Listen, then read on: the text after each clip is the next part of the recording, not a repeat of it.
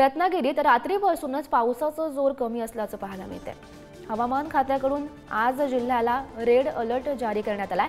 जिल्ह्यातील सर्वच नद्या अजूनही पात्राबाहेर आहेत। जगबुडी नदी धोका पातळीवर आहे तर कोदवली नदी इशारा पातळीवर असल्याचं सध्या समजतंय। जगबुडी नदीमधील पाण्याची पातळी सध्या 9 मीटरवर आहे तर कोदवली नदीची पाणी पातळी सुद्धा वाढताना पाहायला मिळते। जिल्ह्यातील शाळांना आज सुट्टी सुद्धा देण्यात आलेली आहे। रात्रीपासून पावसाची संततधार रत्नागिरीमध्ये सुरू असल्याचं पाहायला मिळतंय।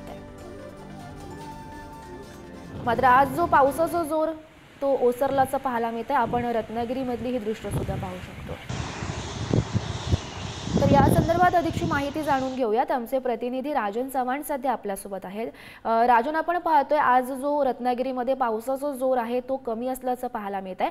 मात्र हवामान खात्याकडून जिल्ह्याला आज सुद्धा रेड अलर्ट देण्यात आलेला आहे। सध्याची परिस्थिती नेमकी काय सांगते तिथली? गौरी, नक्कीच आज रत्नागिरी जिल्ह्याला हवामान खात्याचा रेड अलर्टचा इशारा आहे। पण आपण जर पाहायला गेलं तर रात्रीपासूनच जिल्ह्यामध्ये पावसाचा जोर कमी झालेला आहे।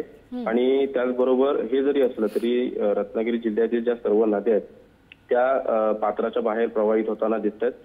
खेडमधील जगबुडी नदी आहे ती धोका पातळीच्या वर प्रवाहित होताना दिसते। त्या पद्धतीने राजापूरमधील जी कोदवली नदी आहे ती सुद्धा इशारा पातळीच्या वर प्रवाहित होताना दिसते। जगबुडी नदी ही साधारण 9 मीटरच्या वर तर कोदवली ही 5.40 मीटरच्या वर या ठिकाणी प्रवाहित होताना दिसते। हे जरी असलं तरी आज जिल्ह्याला हवामान खात्याचा रेड अलर्टचा इशारा आहे आणि पूर्णपणे सुरक्षेच्या दृष्टिकोनातून शाळा आणि महाविद्यालयांना देखील प्रशासनाने आज सुट्टी जाहीर केलेली आहे। सकाळपासूनच जर पाहायला गेलं तर काही तुरळक सरी सोडल्या तर पावसाचं प्रमाण हे खूप अत्यल्प प्रमाणात आहे। गौरी, हो, नक्कीच राजन, धन्यवाद दिलेल्या या माहितीसाठी।